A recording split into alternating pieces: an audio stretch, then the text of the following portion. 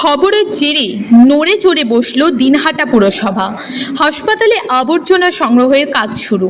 মঙ্গলবার সকাল 10:30 থেকে দিনহাটা পৌরসভার পক্ষ থেকে হাসপাতালে জমে থাকা আবর্জনা সংগ্রহের কাজ শুরু করল দিনহাটা পৌরসভা। হাসপাতালে জমে থাকা নোংরা আবর্জনা প্রায় 2 মাস থেকে দিনহাটা পুরসভা সংগ্রহ না করায় জমে থাকা নোংরা আবর্জনার দুর্গন্ধের সমস্যায় পড়েছিল বহির্বিভাগে চিকিৎসা করতে আসা রোগী ও রোগীর আত্মীয় স্বজন থেকে শুরু করে হাসপাতালে চিকিৎসক ও চিকিৎসা কর্মীরা।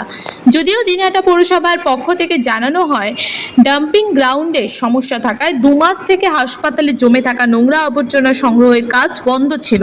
অবশেষে আজ সকাল থেকে দিনহাটা পৌরসভার পক্ষ থেকে হাসপাতালে জমে থাকা নোংরা আবর্জনা সংগ্রহের কাজ শুরু করা হয়। এদিন পুরসভার পক্ষ থেকে নোংরা আবর্জনা সংগ্রহের সময় উপস্থিত ছিলেন দিনহাটা পৌরসভার ভাইস চেয়ারম্যান সাবির সাহা চৌধুরী, দিনহাটা মহকুমা হাসপাতাল সুপার চিকিৎসক রঞ্জিত মণ্ডল।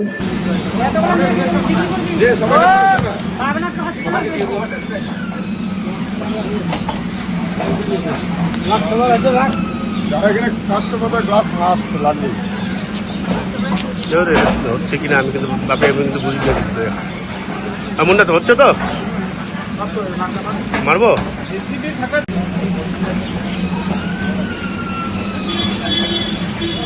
ডাম্পিং গ্রাউন্ড চালু করেছেন এবং হসপিটালের ময়লা পরিষ্কার নিয়মিতভাবে করবেন। এখনই যুদ্ধকালীন তৎপরতায় তারা কাজ করছেন। দিনহাটা মিউনিসিপ্যালিটির চেয়ারম্যান সহ সমস্ত কর্মীদের আমার আন্তরিক ধন্যবাদ জানাই।